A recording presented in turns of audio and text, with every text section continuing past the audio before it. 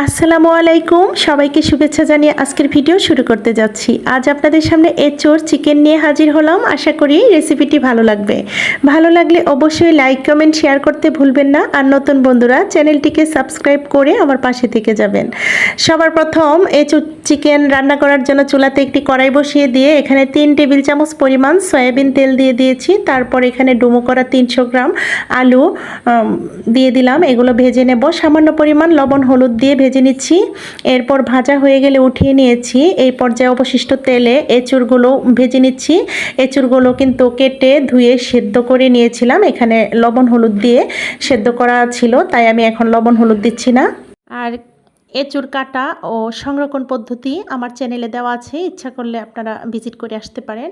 এই পর্যায়ে আমি এঁচুড়গুলো ভেজে উঠিয়ে নিয়েছি। তারপর আবারও কড়াইতে কিছুটা পরিমাণ সয়াবিন তেল দিয়ে হাফ কাপ পরিমাণ পেঁয়াজ কুচি দিয়ে দিলাম গরম মশলা ও তেজপাতা। একটু নরম করে ভেজে নেওয়ার পর দিয়ে দিয়েছি এখানে আদা রসুনের পেস্ট 1.5 টেবিল চামচ পরিমাণ। কাঁচা গন্ধ যাওয়ার আগ পর্যন্ত একটু ভেজে নেব। এই পর্যায়ে দিয়ে দিচ্ছি এখানে বাটা মশলা। আমি গুঁড়ো মশলাটাকে একটু পাটায় পিষে নেই। মশলা দিয়েছি এখানে হাফ টেবিল চামচ পরিমাণ করে হলুদ গুঁড়ো, জিরা গুঁড়ো, ধনিয়া গুঁড়ো, আর 1 টেবিল চামচ পরিমাণ দিয়েছি লাল মরিচের গুঁড়ো, আর হাফ টেবিল থেতো করা গরম মশলা আর স্বাদ মতো লবণ। বাটি ধোয়া পানিটা দিয়ে দিয়েছি। এই পানিটা দিয়ে কিন্তু আমরা মশলাটা কষিয়ে নেব। একটু নাড়াচাড়া করার পর এখানে দিয়ে দিলাম 3-4টা পাকা টমেটো কিউব করে কাটা। এগুলো মশলা ও টমেটো এখানে 5-6 মিনিট মতো আমরা এটা কষিয়ে নেব। এই পর্যায়ে ঢেকে দিয়েছি 3-4 মিনিটের জন্য। 3-4 মিনিট পর ঢাকনাটা সরিয়ে আবারও একটু নাড়াচাড়া করে নিচ্ছি। মোট এখানে 5 থেকে 6 মিনিট লেগেছে মশলাগুলো কষানো। আর এই পর্যায়ে দিয়ে দিয়েছি চিকেন কেটে ধুয়ে রেখেছিলাম, সেই চিকেনটা দিয়ে দিয়েছি। চিকেনটা এখানে 1 কেজি পরিমাণ। আর এঁচুড় নিয়েছি 400 গ্রাম। তারপর চিকেনটা দেওয়ার পর মশলার সঙ্গে গা মাখা করে 2-3 মিনিট একটু কষিয়ে নিয়েছি।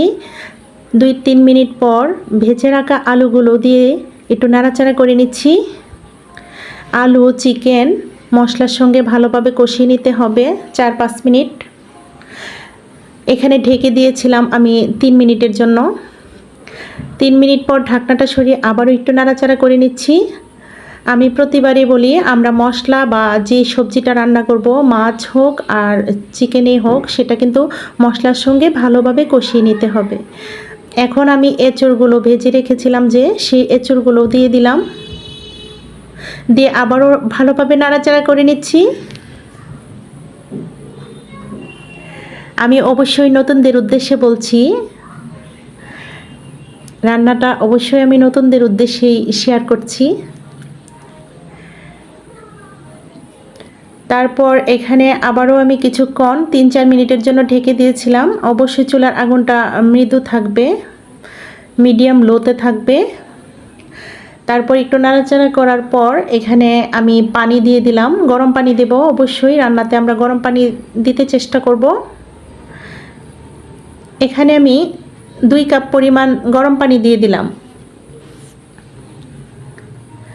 আলুগুলো যে পাত্রে রেখেছিলাম সেই পাত্রটা ধুয়ে পানিটা দিয়েছি, ওইখানে অনেকটাই তেল ছিল। তারপর আমি এখানে 3-4 মিনিটের জন্য আবারও ঢেকে দিয়েছিলাম। ঢেকে দেওয়ার পর 3-4 মিনিট পর ঢাকনাটা সরিয়ে আবারও একটু নাড়াচাড়া করে নিচ্ছি।